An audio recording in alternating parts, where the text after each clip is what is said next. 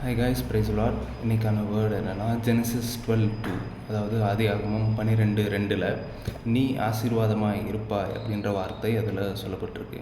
கர்த்தர் நம்மளை எதுக்கு ஆசீர்வதிக்கிறார் என்று சொன்னால், நம்ம மட்டுமே ஆசீர்வதிக்கப்பட்டிருக்கல்ல, அதாவது நீ ஆசீர்வதிக்கப்பட்டிருப்பாய் அப்படின்னு அந்த வசனம் சொல்லலை, ஆனால் நீ ஆசீர்வாதமாக இருப்பாய் அப்படின்ட்டு அந்த வார்த்தை சொல்லுது. ரெண்டுத்துக்கும் என்ன வித்தியாசம் அப்படின்னு பார்த்தீங்கன்னா, நீ ஆசீர்வதிக்கப்பட்டிருப்பாயின்னு சொன்னால் அது எனக்கு மட்டுமே, நான் மட்டும் ஆசீர்வதிக்கப்பட்டிருப்பேன் அப்படின்னு சொல்லி பொருள்.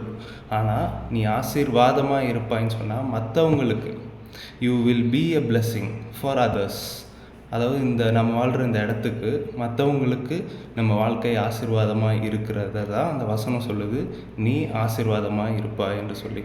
ஸோ கர்த்தர் உங்களை எந்தெந்த விதத்தில் ஆசீர்வதிச்சிருக்கிறார், உங்களுக்கு என்னென்ன விதங்களில் வாழ்க்கையில் ஆசீர்வாதங்கள் இருக்குது அப்படின்றத நீங்கள் நினச்சி அதன் மூலயமா நான் மற்றவங்களுக்கு எப்படி ஆசீர்வாதமாக இருக்க முடியும் அப்படின்றத நம்ம நினச்சி அதை யோசித்து செயல்படும்போது உண்மையாக நம்ம ஒரு மீனிங்ஃபுல்லான பர்பஸ்ஃபுல்லான லைஃப் வாழ முடியும் அப்படின்றத இந்த வசனத்துலேருந்து உங்களுக்கு ஷேர் பண்ணுறேன்.